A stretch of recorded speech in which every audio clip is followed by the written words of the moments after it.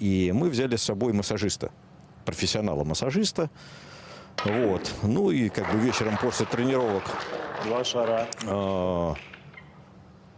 он, сеансы массажа у него были в 70 человеком. И после этого он ко мне подходит и говорит: Александр, а как они завтра собирались тренироваться без массажиста? У 8 из 10 мышцы забиты.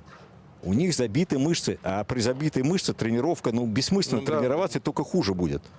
И вот, честно говоря, я тогда задумался, ну, надо же, ну, в бильярде, ну не приняты массажисты. А без этого, оказывается, и вот такие длительные тренировки, ну, они не просто бессмысленные, они вредные. Так что вот есть еще аспект, о котором имеет смысл подумать. Так. Иосиф показал, что тоже умеет забивать по 2 шара за один удар. Подкат в угол.